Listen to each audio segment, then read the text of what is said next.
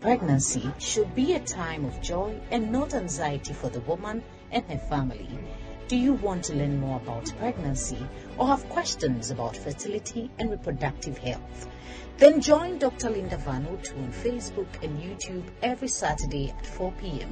on the online pregnancy school as she discusses pregnancy, delivery, and childcare with experts.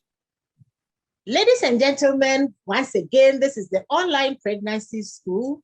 My name is Dr. Linda Vanutu, and it is always a pleasure coming your way with the online pregnancy school. This is the part 2 of our discussion on the child. And my guest is Dr. Isabella Sagoe-Moses.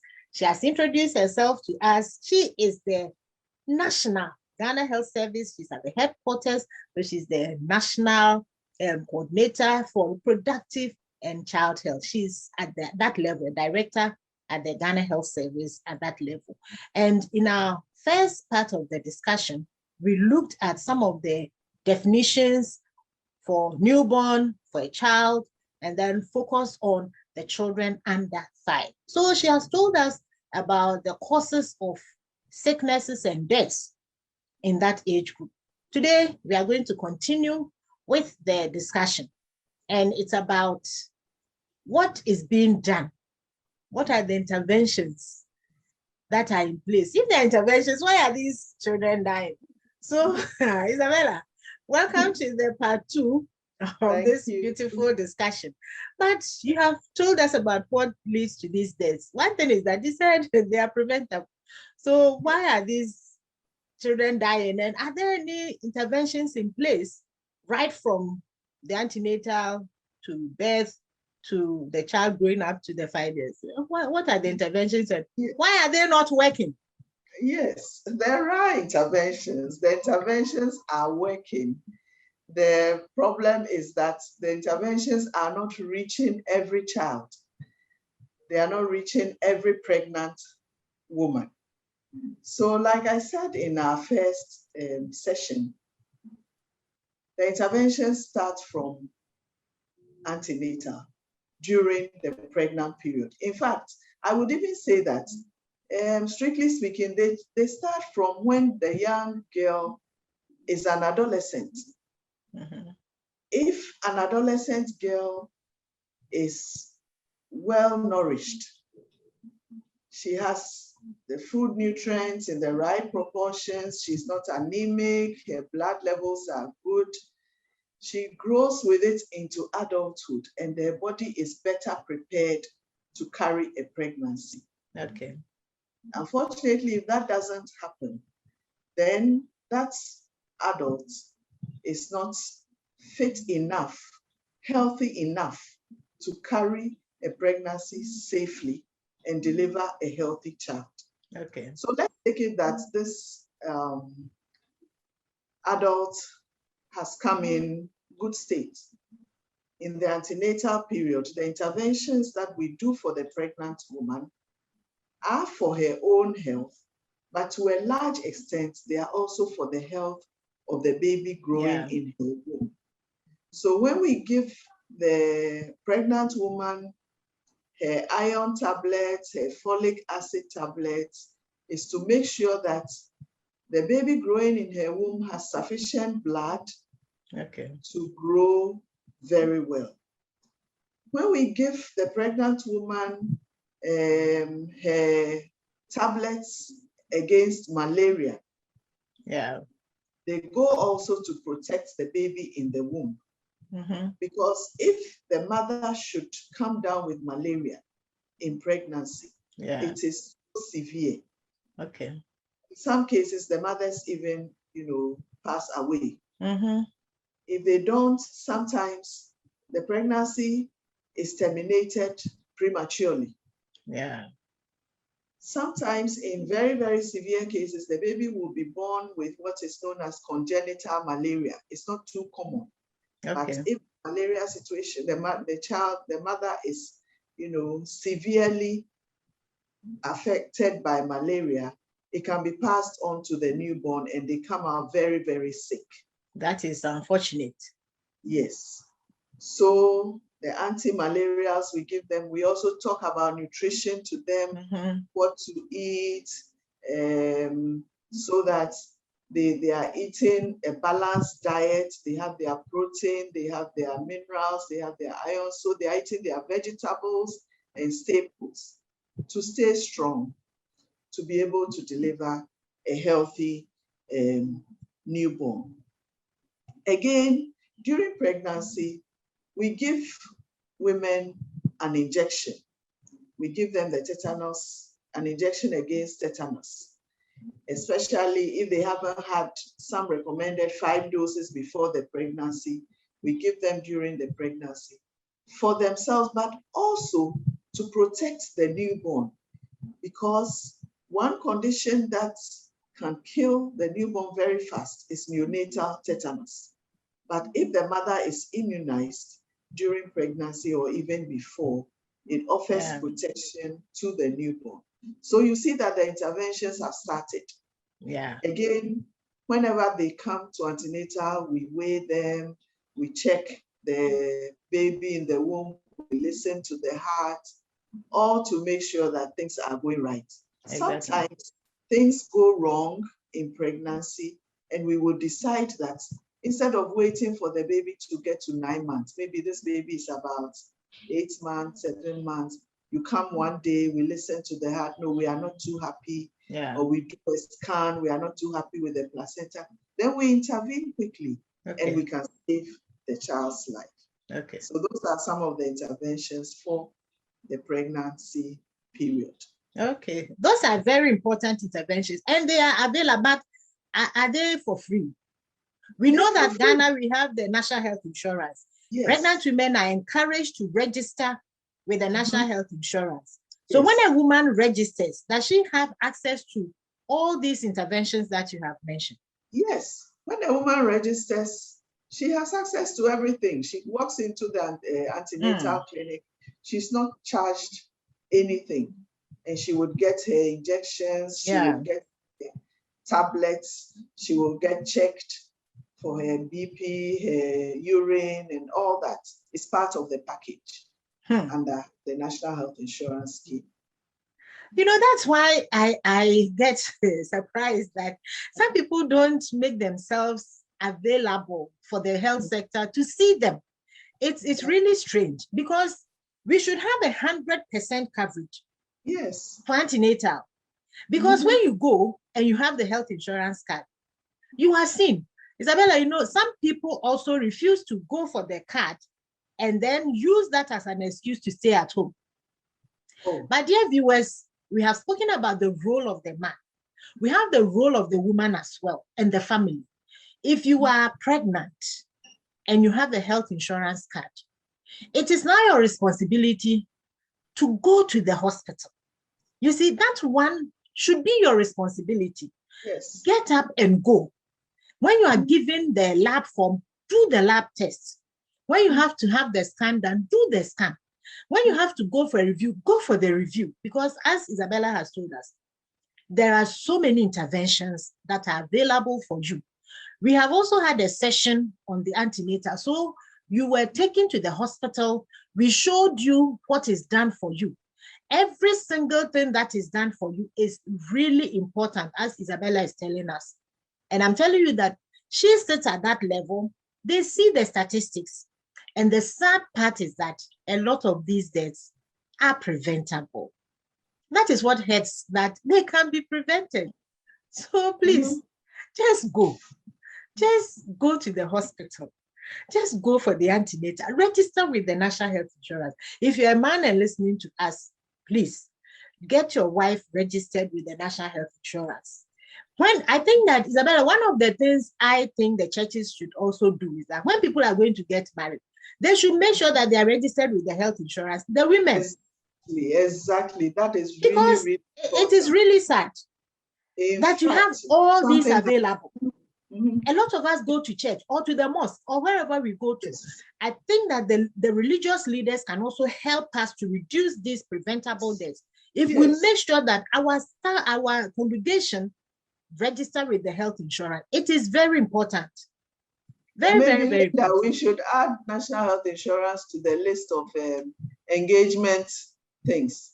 That the man. So when the man is coming, the Yes. woman, I'll ask you, do you have health insurance? Then you also ask me, do I have? Exactly. It is Where's very your health important. insurance? Yes. Because, it is very sad that you have a woman who has gone through 9 months of pregnancy. She goes to the hospital and she says, I don't have health insurance. A cesarean section is performed and she says, I cannot pay. I cannot pay. Who should pay for it? When you could have registered with the insurance for the hospital to also get the money from the health insurance, but you don't register. That is not good enough. Ladies and gentlemen, if you have just joined us, we are talking about the child, but we cannot separate the child from the mother. That's why we are talking about interventions that are available during the antenatal. My guest is Dr. Isabella Sagoe-Moses. She's responsible for child health in Ghana. So she's very well pleased to talk to us about the child. And she has told us some of the interventions that are available. Please listen to the first episode where we spoke about some of the causes of death in these children. Now we are talking about the interventions that are available to prevent these deaths. And we have spoken about the antenatal. Isabella, again, now if we continue, what about the children? What are the interventions that are available? So, okay, we are going from antenatal. Now it's time to deliver. Yes. So if you come to the health facility, the midwife or doctor will conduct the delivery. And during that period, the mother is checked, the baby is checked, and then the baby hopefully will be delivered safely. Then we have one of the interventions we call helping babies breathe. In the first episode, I think we mentioned that some of the babies come out and they are not able to breathe properly. And that is one of the common causes of death in newborns. Yeah. If you have delivered in a hospital and your midwife is there or your doctor is there, immediately they can help such a baby to breathe. Okay. Through very simple things that they do. So then the baby's breathing will be established. Another intervention we have is caring for the cord, the umbilical cord. Yeah. Because once the baby comes, the umbilical cord is cut, and then we apply an antiseptic. These days we use chlorhexidine. Okay. We apply it to the cord. Because again, in the first session, we mentioned that one of the causes of death in the newborn is infection. Yes. And one major root of infection is the cord. In that cord, there are blood vessels. So if any germs enter there straight into the baby's system, and they end up with a very severe form of infection called natal sepsis. So cord care, appropriate cord care with chlorhexidine is so important as an intervention. Immediately the cord is cut, we apply the antiseptic chlorhexidine, and then we give you the rest to continue to dress the cord with until it drops off, and your baby is spared unnecessary infection. Okay. The other key intervention is breastfeeding initiation. Okay. We make sure that it starts within the first hour of delivery. Even after cesarean section? Even after cesarean section. Okay. And these days, cesarean sections are done not under general anesthesia most of the time. So mother is awake, and with the right kind of support, the nurses, midwives will support, and your baby initiates breastfeeding. And that single intervention is so effective in preventing newborn deaths.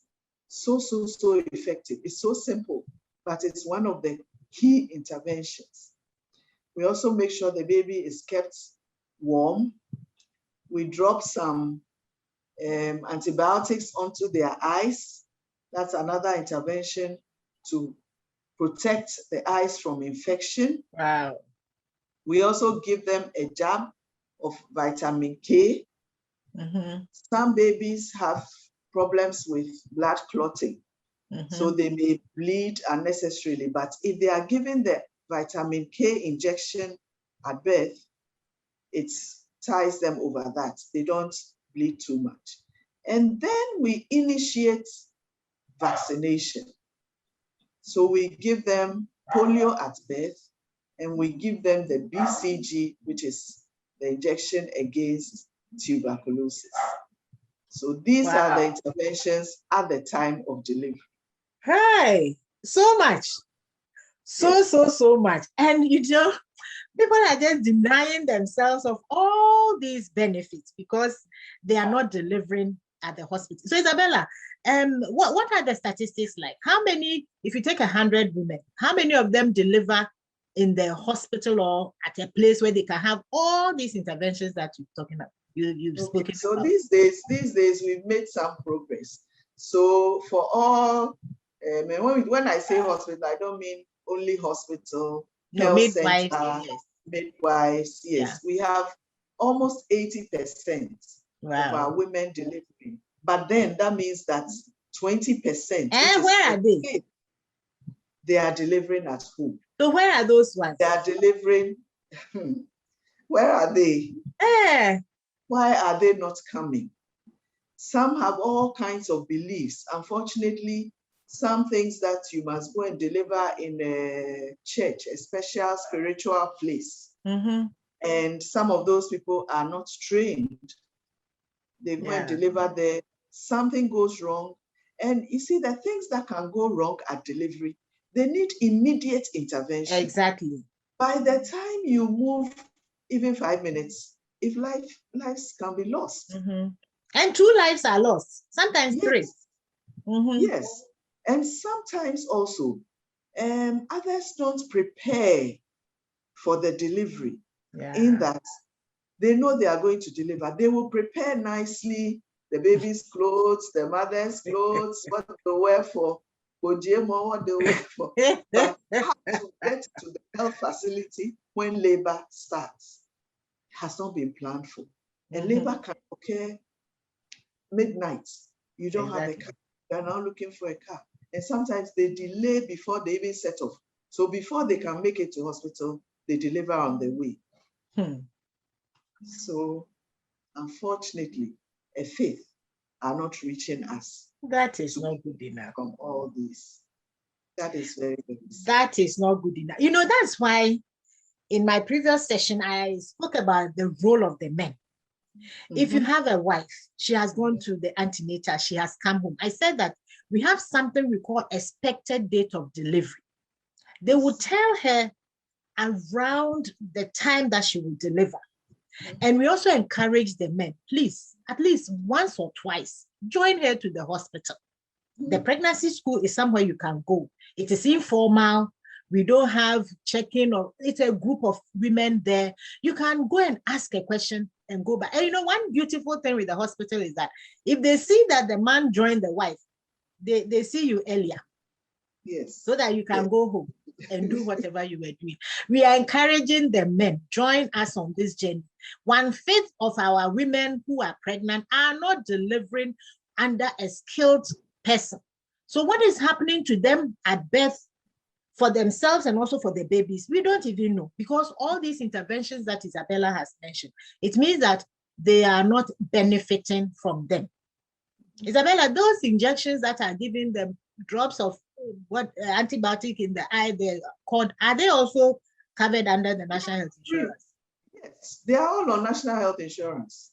They are all on National Health Insurance. So there's no excuse. There's no excuse, really. There's no excuse. Okay, then after that, what happens? Ladies and gentlemen, we want you to join us. We are on a journey to reducing preventable maternal and newborn deaths. You don't have to be a doctor. You don't have to be a midwife. You don't have to be a nurse. You, as whoever you are, a pastor, a teacher, a lawyer, anybody, somebody on the street, anybody listening to us, join us, because these babies must survive and the women must also survive. Pregnancy should not be a time of anxiety or fear because you are not sure whether this woman will survive or the baby will survive. a lot of these deaths are preventable. And the doctors and midwives and nurses and pharmacists, and they know what to do to help these people to survive. So join us. This is the Online Pregnancy School. My name is Dr. Linda Vanutu, and today my guest is Dr. Isabella Sagoe-Moses, the National Coordinator for Child Care. She's also in charge of the reproductive health. She's explained to us in our previous session what all that means. Isabella, so let's move on. Yes, before I go on to the older child, I want to touch on the babies that are born too soon. Right. Or too small. Mm-hmm. So one problem when they come out too soon is with breathing. They have extra difficulty in breathing. Okay. Because the lungs are not well matured. So if you are attending your antenatal care and labor sets in too early, you start having contractions, you'll be given a special medication to help the baby's lungs to mature before they come out, even if they come out too soon. And then when they come out again too soon or too small, sometimes we would want to put them into an incubator. But these days, there's a very simple method, kangaroo mother care. Mm-hmm. And, you know, the nice thing about kangaroo mother care is that your baby is put close to you, not in an incubator, just in between the mother's breast, and it helps keep them warm. It helps regulate their heart rate, and the mother can see if things are not, they change in any way and alert the nurses. And more research is showing, just this week or so, new research has come out that you need not wait, in the past, we thought that for some of them, when they are very small, they first need to go into the incubator. Now the research is showing that many can be, put into kangaroo mother care straight away, and they survive. So this is another very important intervention for the small ones, too small, too soon to survive. Okay, so that is the neonatal period. Isabella, just a minute, just a minute. It means that nobody has been left behind. Even the tiny babies are taken care of. So interventions are available. Don't fear. Yes. Ladies and gentlemen, do not fear. We have all these interventions for you. The tiny baby is taken care of. Isabella has mentioned about what we call helping babies breathe. And it's exactly as the name says. They help babies who cannot breathe to breathe. And if you are listening to us, please share this video with anybody that you know, because we'll be going into detail in the coming weeks about some of these things and showing you what they look like. And you will be amazed. Some babies that were born very small and how the mother kept, and the fathers can also put them to their chest, right? We can have the fathers also doing that. What a joy that would be. Can support, yes, exactly. So those interventions are all available. You are not paying money for that. Please register with the health insurance, and we are going to advocate. People should check, are you registered with the health insurance before you are marrying, so that we don't have any problem. Yes, Isabella, please go on. Yes. So before mother and baby leave after delivery, the mothers and the family are counseled about postnatal care. What to look out for. There are some danger signs that show that the baby is not well.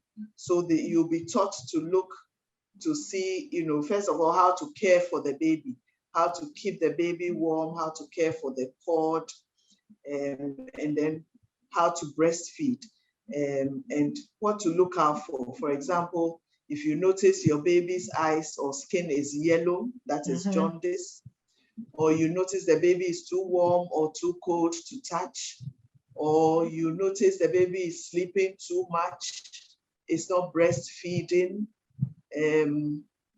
Yes, some of these danger signs you are taught, and all these are in our maternal and child health record book, and you are shown how to use the book so that you report immediately. But as you go, it is also recommended that 48 hours after delivery, you visit the facility again to be checked.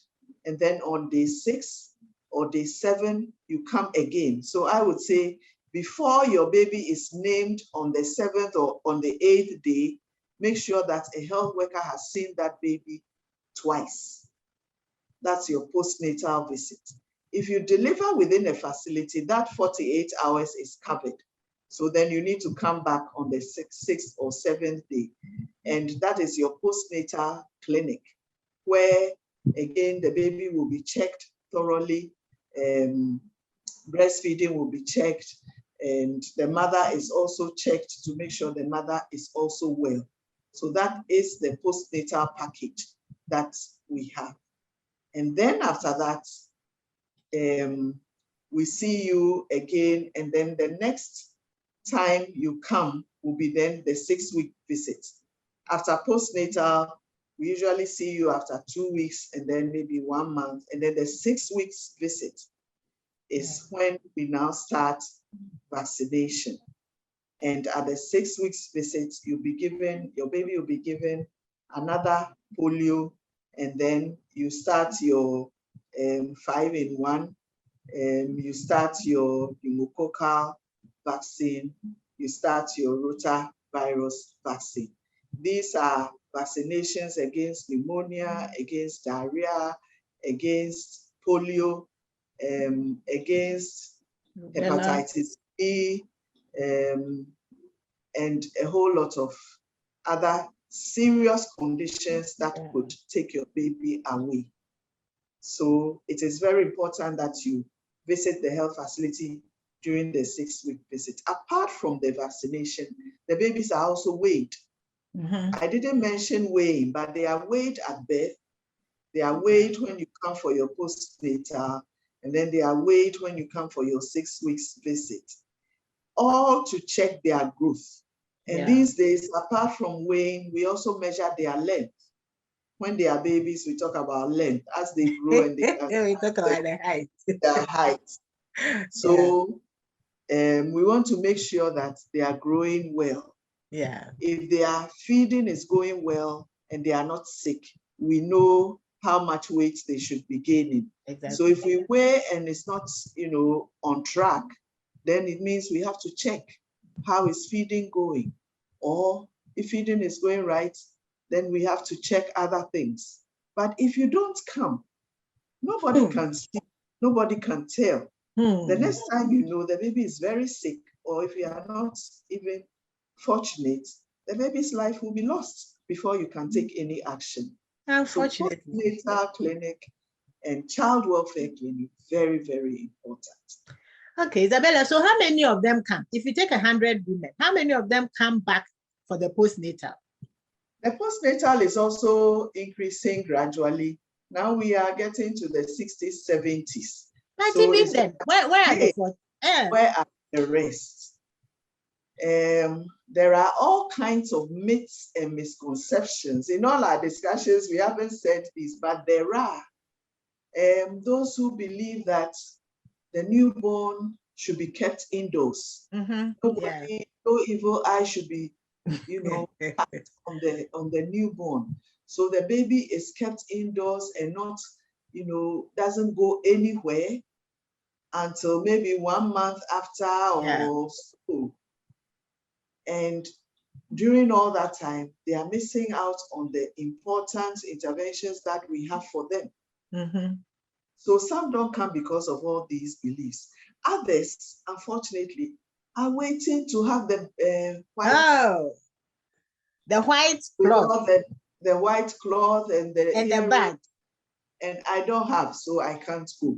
Is that more important than the baby's health? No. And your own health? Because in postnatal, we check mother's health also. Exactly. And mother has to be strong to be able to take care of the baby. If anything should happen to the mother, babies' lives are lost very quickly. So postnatal is so critical for both mother and the baby. My view is that you'll be delivering after 9 months. That if you don't deliver too soon, you deliver after 9 months. So if you want to have that nice, beautiful cloth or dress or whatever to wear, start preparing for it when you find that you are pregnant. because the child should not suffer because you don't have that dress to wear. And who is going to look at it anyway? When you go, the nurses are very busy with all the number of people there. Yeah. One child is crying, another one is crying there. We are prepared for injection and the rest. The staff don't have that time of checking whose clothes was the best or who was the best dressed. So please, for the sake of that child, for your own sake, for the sake of the family, let us do this. 40 out of 100 not going is not good enough. Even 30 is not good enough. So even if it's 70%, the rest, 30%, where are you? And for that reason, the children may suffer.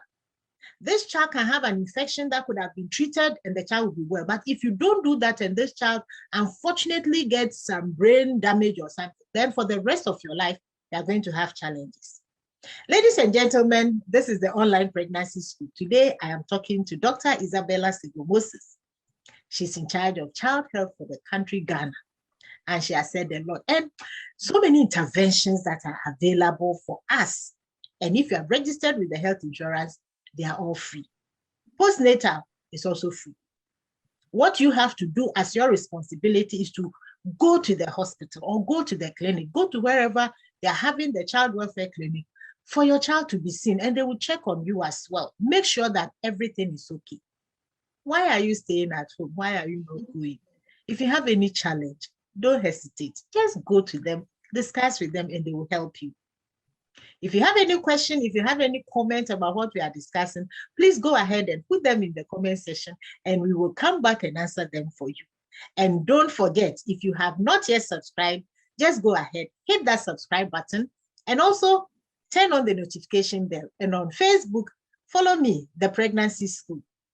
Once again, my name is Dr. Linda Vanutu, and it is always a pleasure to have these conversations with you. Isabella, please, let's continue. Yes. So talking about the interventions for the child still at the child welfare clinic, we mentioned vaccination. And I must say here that we have vaccines against 13 different dangerous conditions that can affect our children, 13 different ones. And if you follow the schedule as recommended, your child will have all the 13 by the age of 18 months. And it's very important that we do so our children survive. Then, apart from the vaccinations, we also start giving vitamin A when the children are 6 months of age. Most people know that vitamin A is good for eyesight. That is very true. But another important one that people don't know is the role of vitamin A in building immunity. It is so important. Okay. Vitamin A given at 6 months, and then every 6 months after that till the child is 5 years of age. Okay. It builds the child's immunity against infections. And then I talked about the weight, again, and the length and height. Also, we do that until the child is 5 years of age. So if you stop going to the child welfare clinic when the child finishes vaccination, look at what you are missing. Protection against infection from your vitamin A. And then the growth monitoring. Growth monitoring, we think, oh, we just stand on the scale or we just have to report something. Sometimes when things are going wrong, the first place you can pick it is from the growth. And then we can intervene quickly and the child gets back on track. Apart from that, in the interaction with the health worker, we can detect when the child is sick. We also look at development. If you look at the weighing card, there are pictures on there about when the child should be sitting, standing, walking, running, when they should turn, when they hear a sound. So when the nurses are checking the children, they look out for all these things. And if you yourself have some concern, this is where you can talk about it, with the healthcare worker. And then it may be necessary to refer you to see a doctor, a nutritionist, or some other specialist so your child can be helped. These are all interventions that are available. Again, free of charge if you are registered under National Health Insurance. Oh, so much. So much. So much. From the adolescent right to when the child is 5 years old. So many interventions that are available. And if you have health insurance, free. These interventions are free. And the bed nets are given for free, right? Yes, the bed nets are given for free when the child is 18 months. In fact, starting from pregnancy, we give one free to the pregnant woman. And then we also give to the child at 18 months. Bed nets. So what are we waiting for, ladies and gentlemen? What are we waiting for? This is what the online pregnancy school is about. For you to have the information so that you can make informed decisions about your own health. And unfortunately, these babies cannot get up. A 1-month-old baby cannot get up and go to the postnatal himself or herself. That child will depend on the mother and the father and other people in the house. We are calling on our religious leaders. In Ghana, a lot of us go to church. A lot of us. In fact, a lot go to church. If our pastors will join, I believe that this will help. And a lot of people also go to the mosque. If the imams and the rest will join, we will have a reduction in these preventable maternal and newborn deaths. We'll be talking about the cord in our coming sessions, and then we'll talk about some of the areas that Isabella has mentioned, about the myths and misconceptions. I thought she would bring this up, but people apply all sorts of things to the cord, including pepper, including cow dung, Maggi cube, salt, a whole lot of things. My senior, when I was doing the pediatrics in the children's ward, she said that she has never seen an adult whose cord is hanging. The cord will definitely fall off, but people want it to fall off as quickly as possible. And they apply all sorts of things. And unfortunately, at that time, you can introduce infection, as Isabella mentioned. And she said it will lead to neonatal sepsis, infection that will go to this baby's blood. Can you imagine what that would be for this child?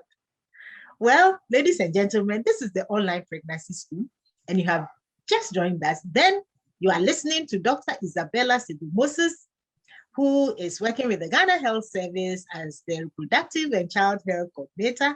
And I am Dr. Linda Vanutu. I worked with the Ghana Health Service previously, now retired from the Ghana Health Service, but very passionate with her and other people about how we can help to reduce preventable maternal and newborn deaths and also improve the health of the family in general.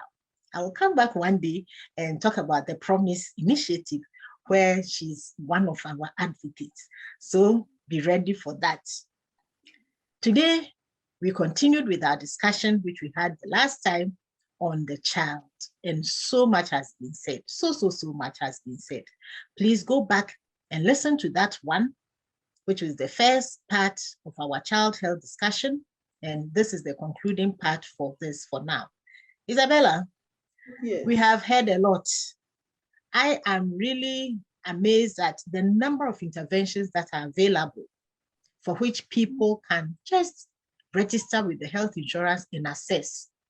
But some of them are not doing that. We have looked at some of the reasons why, including beliefs and practices, and we have discussed some beliefs and practices. So this is going to add on to that, that there are truly some practices that prevent people from accessing health. Now, as we end our discussion, what will you tell the general public? I'd like to say that our children are precious. We all know that. Going through pregnancy is not easy. But fortunately, we are there to help you along, to make sure that you stay healthy and end up delivering a healthy child. And then there are so many interventions that the government of Ghana gives to all pregnant women, newborns, and children freely, because child survival is important. Beyond survival, we want them to develop well. We want them to grow to attain their full potential. And there is so much that can help them do that. Don't sit at home. Make sure you access the services that we have for you. Ladies and gentlemen, don't stay at home. That is what Isabella is telling us. Don't stay at home. It is very important that you go for the antenatal, you go to deliver at the hospital, and you also go for the postnatal so that your child can have a very good life. Don't stay at home, please. Don't. Thank you so much for joining us. And if you have not yet subscribed, please go ahead, hit that subscribe button, and let us together help prevent these preventable maternal and newborn deaths. Please don't stay at home. There are so many interventions. Once again, my name is Dr. Linda Vanotu, and I am happy bringing you this program, the Online Pregnancy School. If you have not yet done that, go ahead and hit that subscribe button, and please share. Let people know what the government has in store for all of us to help children to attain their best potentials in life. I hope you have enjoyed today's session. And if you have any questions or any comments, don't hesitate. Please put them in the comments section and I will come back and answer them for you. Till I come your way with my next video, have a wonderful day, and please remember, pregnancy should not be a time of fear and anxiety. There is so much that can be done for you to ensure that you enjoy your pregnancy, you enjoy childcare, and also take care of the child when this child is born. See you in my next video. Bye.